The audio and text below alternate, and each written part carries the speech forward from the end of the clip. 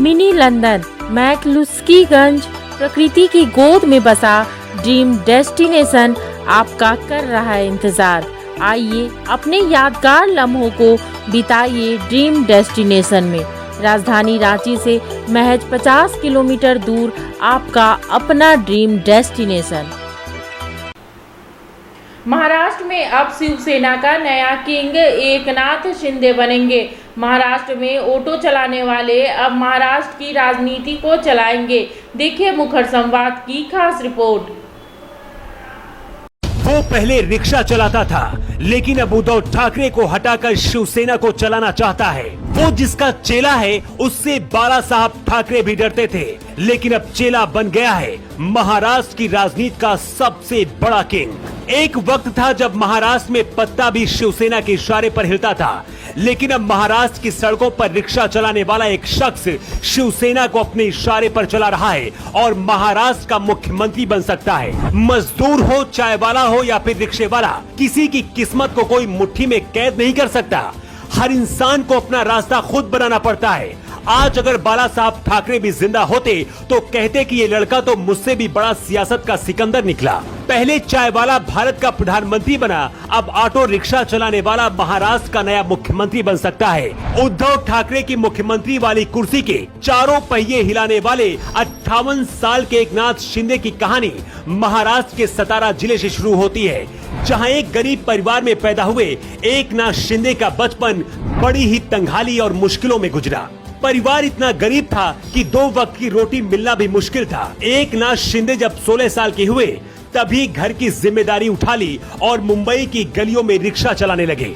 Auto rickshaw से कुछ पैसे आने लगे तो खर्च भी चलने लगा। कुछ दिन बाद पैसे कमाने के लिए शराब की एक फैक्ट्री में भी एकनाथ शिंदे ने काम किया, लेकिन शिंदे को तो कुछ और ही करना था। 80 के दशक में आनंद दिघे शिवसेना के कद्दावर नेता हुआ करते थे। महाराष्ट्र की राजनीति में आनंद दिघे का कद ऐसा था कि बाला साहब ठाकरे भी डरते थे।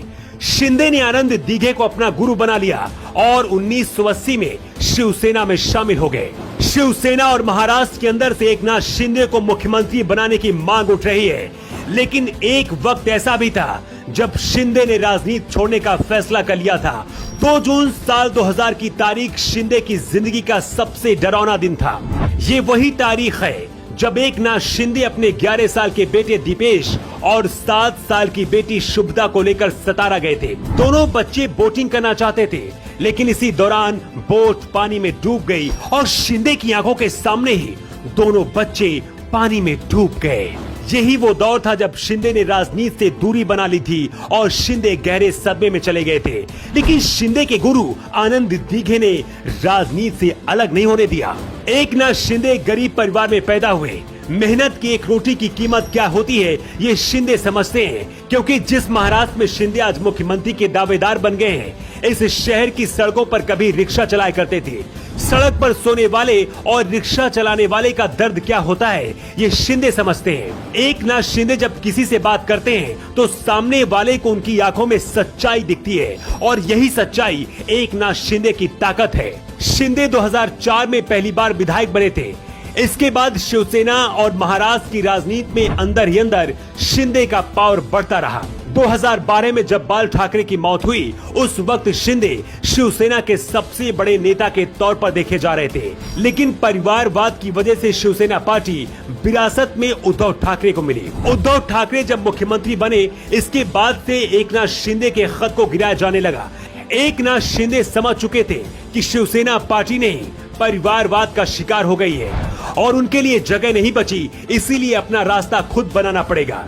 फिलहाल जैसे हालात हैं, एकनाथ शिंदे महाराष्ट्र के अगले मुख्यमंत्री भी बन सकते हैं। एचएम पब्लिक स्कूल, लोअर चुटिया, नियर शिव मंदिर, रांची। हम बनाते हैं बेहतर भविष्य।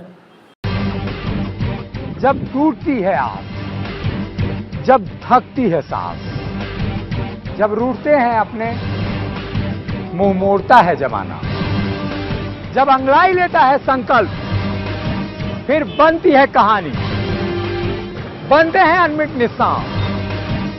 देखिए मेरे साथ संघर्ष की दास्तान।